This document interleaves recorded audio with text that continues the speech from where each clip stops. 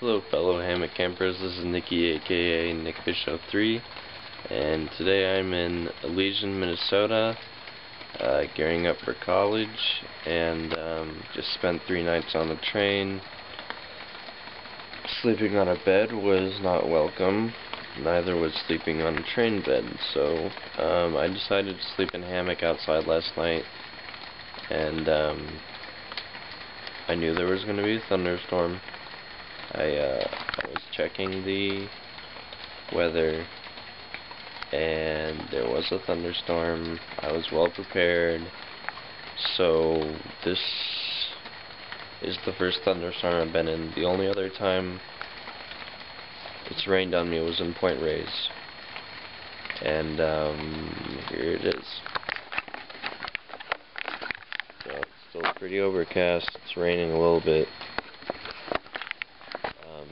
All I had was my 40-degree sleeping bag, no liner, you see a ground tarp,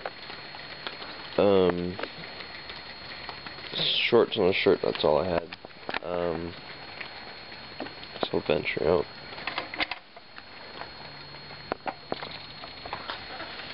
Still raining a little bit, so I brought out the blanket to cover the camera, in case you're wondering. So we've got the my tarp, outdoor products tarp, and normally I have it diagonal, but why did I do this? I don't know, I just tried it out. So I made it square, because sometimes when I have it diagonal, water will get in the gaps, and 4 stakes, corners, and then I made one makeshift stake on the other side, because there's some rope there, and I don't know where my knives and lighters are, so I couldn't make one for the other side, and I didn't want to wake up the other people in the house, because I set up at 10:30 last night. Right now it's about 6:30. And just did a taut line hitch up. I tied around the webbing instead of the tree because I didn't have that much space left. Here's my makeshift stake, just a stick. And well, it looks like my tarp might be dry, but as you can see, it's kind of loose.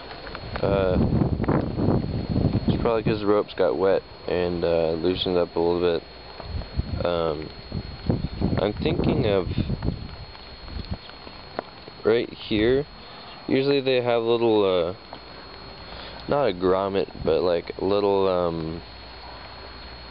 a loop that you can tie out. And I was thinking of taking some shoe glue and gluing a small loop of rope right there. And that would be all I need. I'm trying to show you this knot. What it is, that's the figure 8 slip knot, and then to stop it, I just have an overhand hitch slip knot right here. So, I mean, it doesn't tighten obviously, but it's really easy to undo, really easy to make. So I did that. As you can see, my shoes are a little wet. That's the dry side. So I guess I had my shoe out a little too far last night. But it all worked out. I woke up about 2 or 3 times. One during the thunderstorm, one during high winds. It was just gusty. It wasn't that windy. But there's the non-tied out middle, which was kind of annoying. No, it was annoying. I thought it might be okay because then I could get in and out easier, but it was annoying, just like that. Because then it would whiplash and then it would get some water underneath, which is why this is wet for the most part. I got my sleeping bag there. It's It's really warm. When I went to bed at 10:30, it was 70. Right now it is 70. So I think it only got down to 60 last night.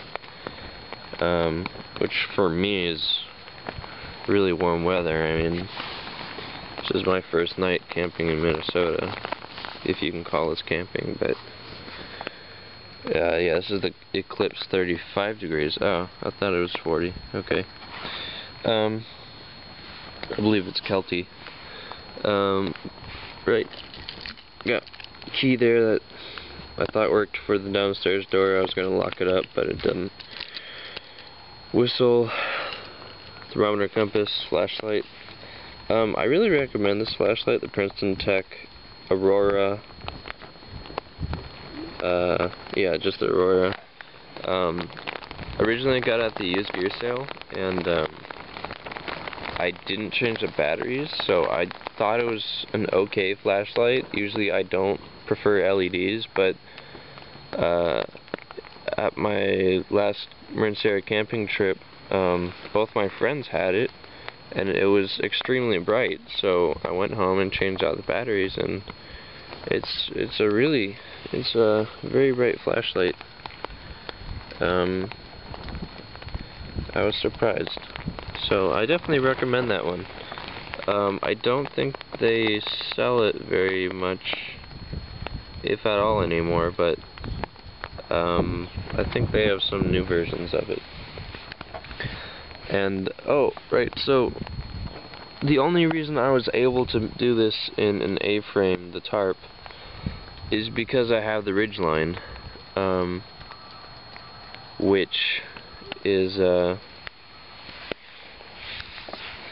yeah, I just kind of realized that the Ridgeline shortened up the length so I could make it A-frame. And I believe that makes it almost 9 feet in length. The tarp is 7 feet by 9.